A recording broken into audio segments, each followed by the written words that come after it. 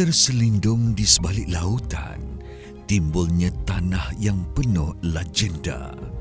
Suatu gugusan, 99 pulau yang menyimpan hazanah berusia jutaan tahun dan diselubungi mitos yang tidak pudar di telan zaman. Walaupun sudah berabad, keindahan flora dan fauna masih kekal di Pulau Langkawi. Abad baru mencambahkan benih pembangunan di pulau ini, terutamanya di pusat bandar.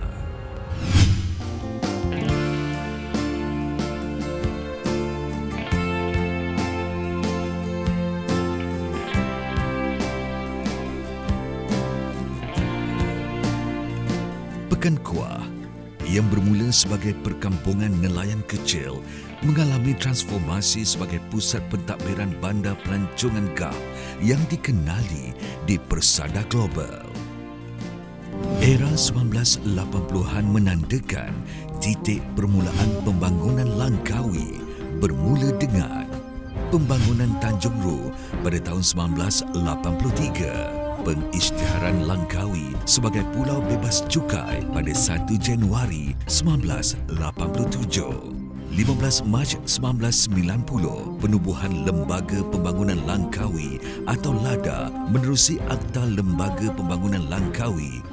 24 April 2001, Langkawi diisytiharkan sebagai Bandaraya Pelancongan. 1 Jun 2007 menandakan pengisytiharaan Langkawi sebagai ahli UNESCO Global Geoparks Network.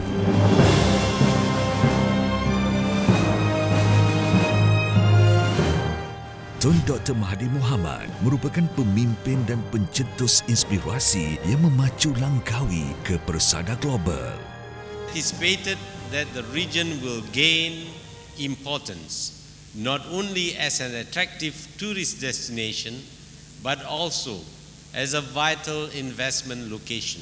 The government hopes that more international events will be staged here in Langkawi. Selain merealisasikan visi dan merintis laluan untuk ke arah status geopark dan ekopelancongan, beliau masih lagi memainkan peranan penting sebagai penasihat Lembaga Pembangunan Langkawi.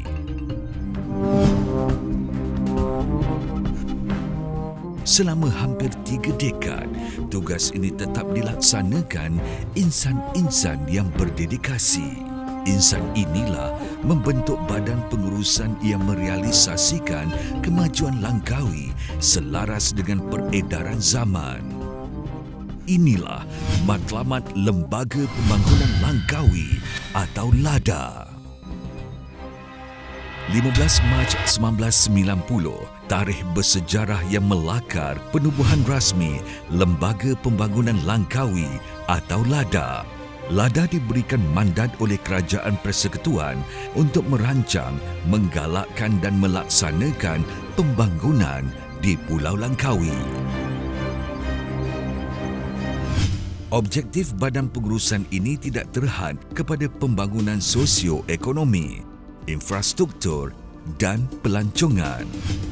Malah merangkumi skop luas termasuk menyediakan peluang pelaburan untuk pembangunan, memberi galakan untuk penglibatan masyarakat serta menaikkan Pulau Langkawi sebagai destinasi tumpuan pelancongan antarabangsa.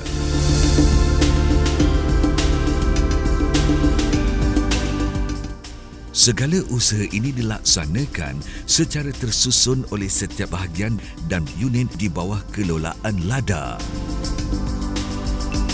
Bahagian sumber manusia dan khidmat pengurusan, bahagian perancangan dan pembangunan, bahagian kejuruteraan teknikal, bahagian promosi dan pengurusan acara, bahagian pelancongan, bahagian geopark, unit khidmat korporat, bahagian teknologi maklumat, unit undang-undang, unit audit dalam dan bahagian keuangan. Hasil daripada usaha kumulatif anggota LADA saban tahun jelas kelihatan anjakan positif dari aspek pelancongan. Tumpuan diberikan kepada perancangan infrastruktur yang sistematik dan tersusun demi kemanfaatan rakyat. Pembangunan terancang memastikan penggunaan tanah yang terkawal sambil memelihara alam semula jadi. Hasil daripada dedikasi LADA terhadap kemajuan Langkawi, produk-produk pelancongan yang berkualiti direalisasikan. Antaranya, laman padi Langkawi yang berasaskan agro pelancongan. Air Hangat Village merupakan salah satu kolam air panas air masin di benua Asia. Kompleks Sukan Langkawi juga dibangunkan untuk menggalakkan masyarakat Langkawi mengamalkan cara hidup yang sihat dan cergas.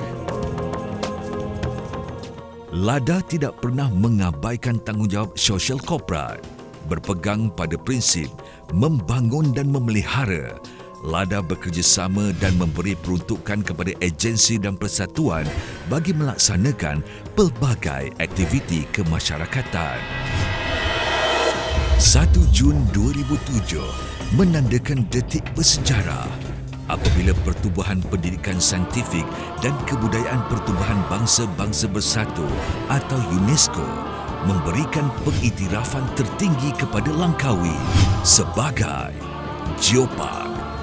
LADA diberikan kepercayaan untuk memelihara khazanah alam yang terkandung dalam Geopark seperti Kilim Karst Geoforest Park, di mana terdapat formasi landscape karst atau batu kapur yang unik dan terindah di dunia, terbentuk daripada proses hakisan dan cuaca. Dayang Bunting Marble Geoforest Park dipenuhi batu marmar terbaik di dunia.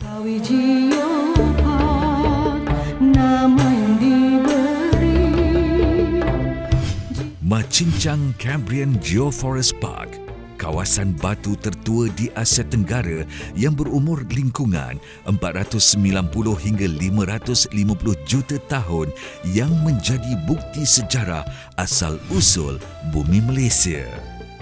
LADA mendedikasikan usaha berterusan demi memastikan konservasi keindahan semula jadi keseluruhan lokasi ini.